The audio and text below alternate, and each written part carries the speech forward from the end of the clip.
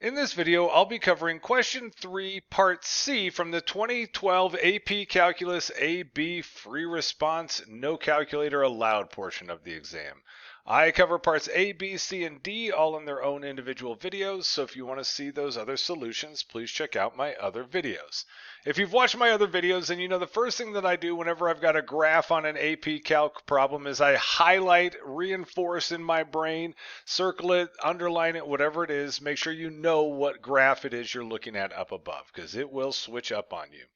Then from there, we'll look at what part C is asking. So part C wants us to find the x coordinates where the graph of G has horizontal tangent lines. And then from there, from those points that we find, they want us to determine whether G has a relative minimum, a relative maximum, or neither at those specific points. So what we're going to be doing whenever we want to find where a horizontal tangent line occurs, horizontal tangent lines occur when our derivative equals 0. They gave us our function here, g of x is this equation. So we know that g of x is equal to the integral from 1 to x of f of t dt. So now we need to find the derivative of g of x and then set that equal to 0. So we're essentially ddxing both sides of this. On the left-hand side, the derivative of g of x, that's just a notation game. That would be g prime of x. On the right-hand side here, what we're looking at is a classic Fundamental Theorem of Calculus Part 1. When you see an integral that's going from a number up to an equation, a variable, x in this situation, this is bells and whistles got to be going off that this is the Fundamental Theorem of Calculus Part 1. And what the Fundamental Theorem of Calculus Part 1 says is my derivative and my antiderivative are essentially inverses of each other. They cancel each other out. It's like squaring a square root. And when they do that, whatever is up inside there is just going to drop straight down and plug into that equation. So our derivative on the right-hand side is just f of x. So what we know right now is g prime of x is equal to f of x, which is our graph.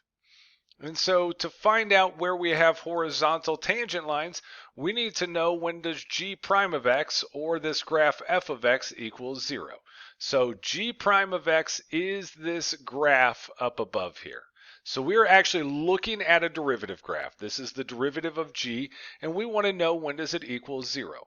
Well, it would equal 0 here at this point, -1, and then it would equal 0 again here at this point, 1. So g prime of x equals 0 at x equals -1 and at x equals +1. So those are what you would normally refer to as critical values when you were doing kind of a first derivative test. Now, we need to determine if those values are going to give us relative maxes, relative mins, or neither. So when we're determining these, remember that a maximum is going to be when our derivative goes from a positive value where it was increasing and changing to a negative value where it was decreasing. That's what's going to show us a max. And then if we were looking for a min would go the other direction. So it would go from a negative derivative value, where our graph was decreasing, into a positive derivative value, where our graph would have been increasing. So as we look at this graph, remember that the positive up here, that is representing where our graph was increasing as far as derivatives are concerned. Then anywhere it goes down into the negative, that's telling us where this was decreasing.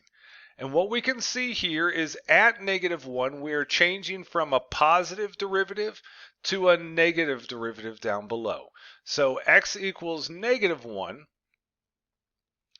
is going to be the positive into a negative. So what we're looking at here is a relative max.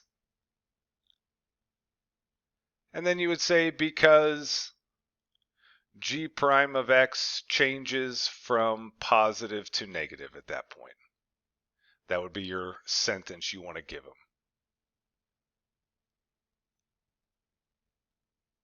Now, as we look at 1 is going from negative on the left, and then it bounces and stays negative.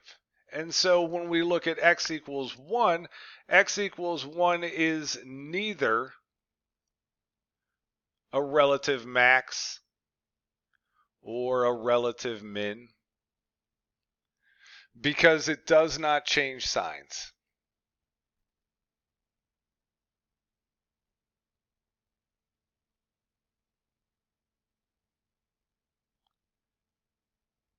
And that is it for this one.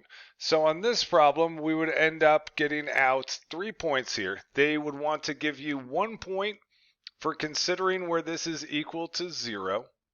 Then they're going to give you out 1 point for finding those values. So just telling them that you understood what you were looking for was 1 point. Finding those values was another point. And then coming out with your final conclusions with your justification would have been another 1 point there. So 3 points total for part C. Thanks for watching my video. If you liked it, please click that like button and subscribe. And also share it with your friends and anyone else you know who might be crying about an upcoming AP Calc test. You can find more videos from me, more sample AP Calc questions, and my complete AP Calc study guide over at my website, apcalcprep.com. Have a great one.